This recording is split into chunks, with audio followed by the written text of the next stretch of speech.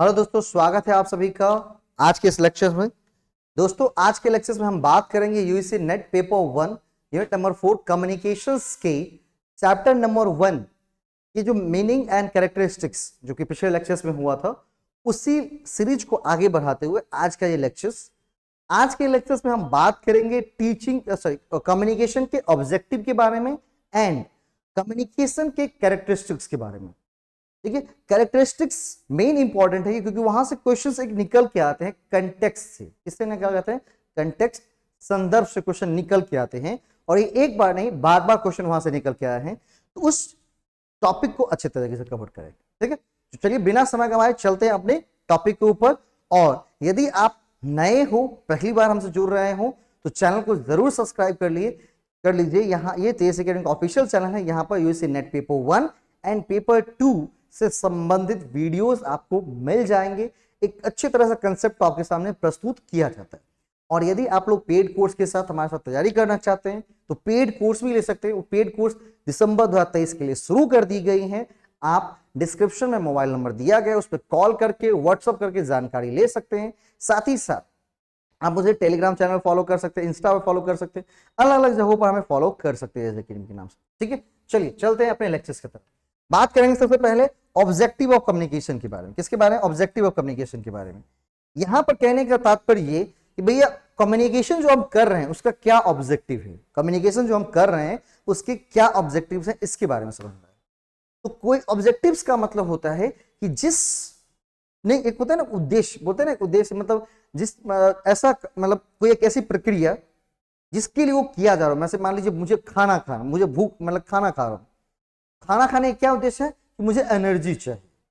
तो जो हमारी नीड है उसको फुलफिल कर सके, इसको क्या कहते हैं? उद्देश्य। इसको क्या कहते हैं? उद्देश्य।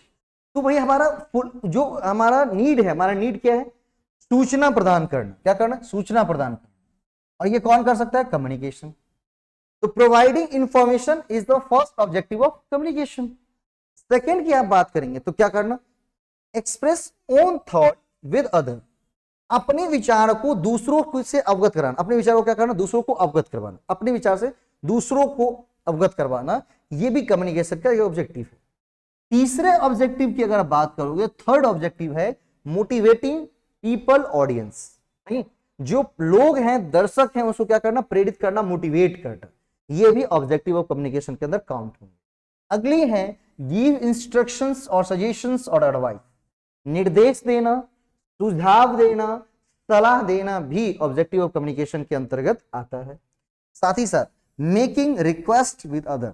दूसरों से क्या करना? रिक्वेस्ट करना। क्या करना? Making request with other. तो वो भी क्या आ जाएंगे? वो भी ऑब्जेक्टिव ऑफ कम्युनिकेशन के अंतर्गत काउंट किए जाएंगे। ठीक है, इसके बाद जो हमारा इस चैप्टर में इंपॉर्टेंट बच जाता है वो बचता है कैरेक्टरिस्टिक्स ऑफ कम्युनिकेशन। संप्रेषण की विशेषताएं, उसके अभिलक्षण।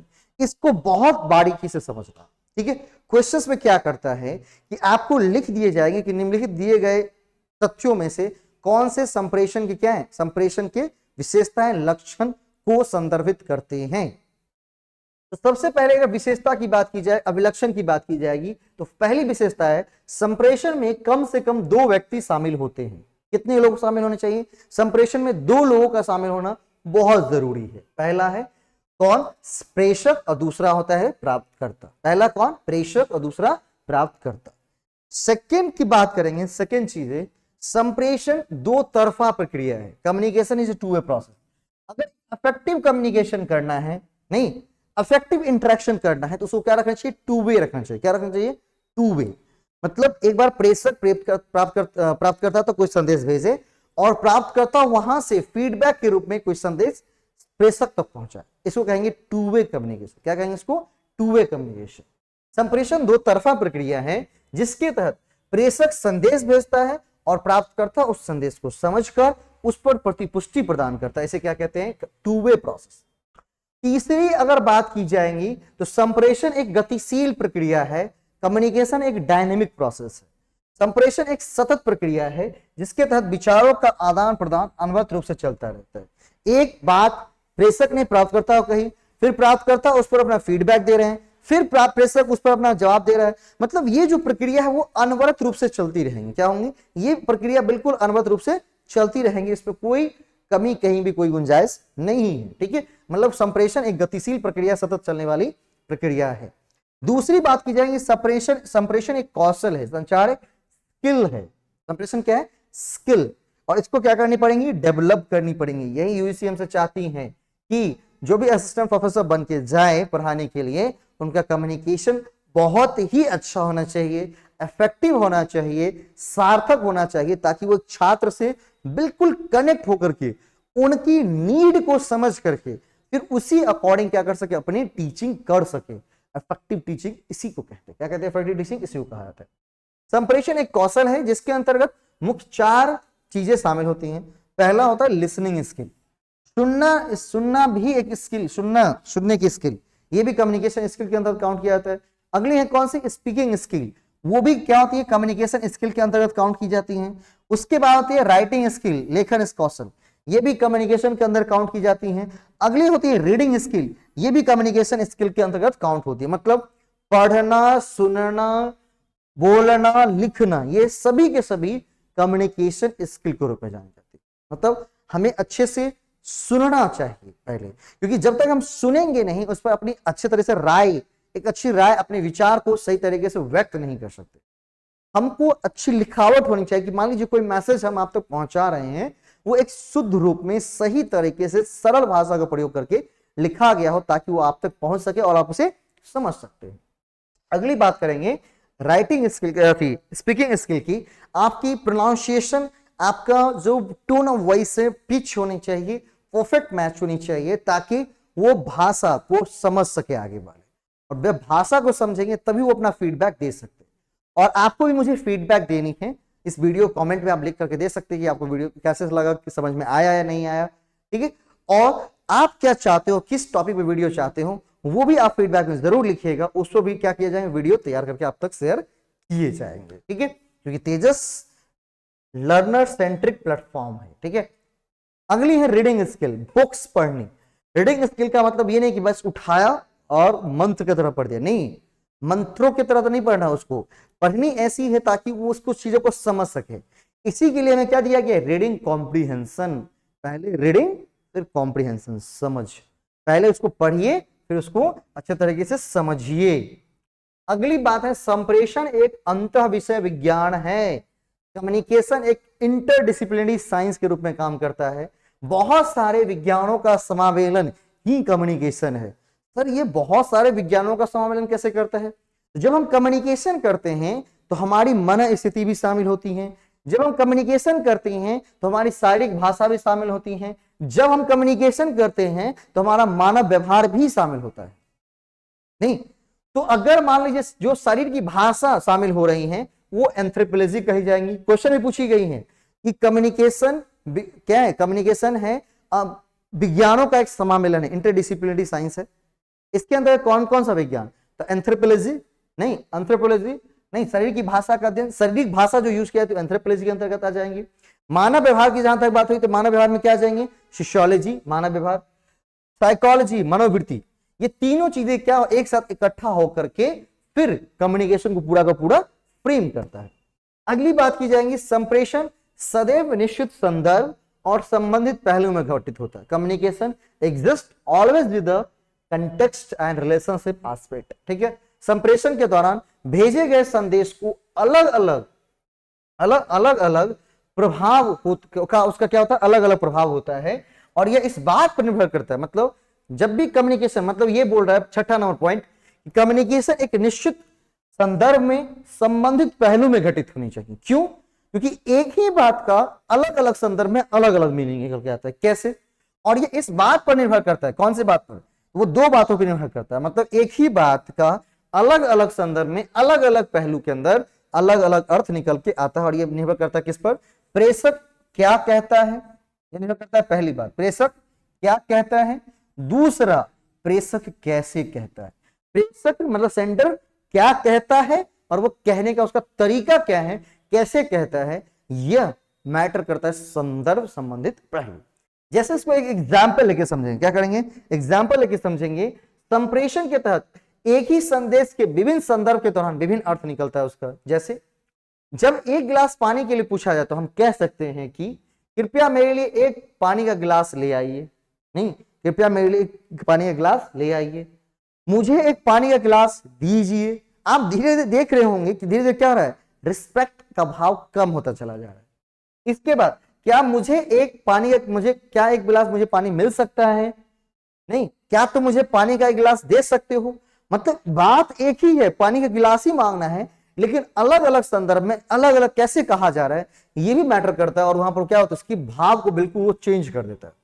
बैटसन जी कहते, इसी बात पर बैटसन जी ने कहा कि भैया बिना संदर्भ के शब्द और कार्य का कोई अर्थ नहीं होता। बैटसन जी की याद रखेंगे, बिना संदर्भ के शब्दों का, बिना संदर्भ के किए गए कामों का कोई अर्थ नहीं बनता है। इस प्रकार संप्रेषण में संदर्भ और संबंधित पहलू का होना अति आवश्यक है। इसीलिए संप्रेषण के अंदर संदर्भ का होना, पहलू का होना बहुत ही आवश्यक पॉइंट माना जाता है। संप्रेषण के संदर्भ में मुख्य 4 आयाम, संप्रेषण के अगर आयाम की बात की जाएगी तो ये 4 आयाम को याद रखेंगे और इन चारों आयाम से क्वेश्चंस आते हैं मैच ऑफ द फॉलोइंग में, मैच ऑफ द फॉलोइंग के अंदर। सबसे पहले आयाम की बात की जाएंगे फिजिकल कंटेक्स्ट। सबसे पहले अगर कंटेक्स्ट की बात की जाएगी, कंटेक्स्ट की बात की जाएगी तो क्या होगा, फिजिकल कंटेक्स्ट। यह बोला यह मूर्त वातावरण को इंगित करता है जहां संप्रेषण हो रहा है। मतलब एक ये वातावरण टेंजिबल एनवायरनमेंट को इंगित करता है। मतलब कहने का मतलब यह है कि जो बात हम कह रहे हैं उसके लिए सही जगह भी होनी चाहिए। मान लीजिए मैं पढ़ा रहा हूं तो ये क्लासरूम, उसके लिए किसी को मोटिवेट करना है, लोगों से बातचीत करना है, ऑडिटोरियम है, पब्लिक कार्यक्रम है, पब्लिकली सारे लोगों से पब्लिकली मिलना है तो क्या हो जाए, पब्लिक कार्यक्रम है। मतलब सभी तरह के कम्युनिकेशन के लिए अलग अलग स्थान दिए गए हैं और उस अलग अलग स्थान में वो काम करनी चाहिए, तभी उसका मतलब बन पाएगा, वरना नहीं बन पाएगा। अगले संदर्भ की बात की जाए तो कैसे पूछा तो वो बताता हूं अभी चारों का करके।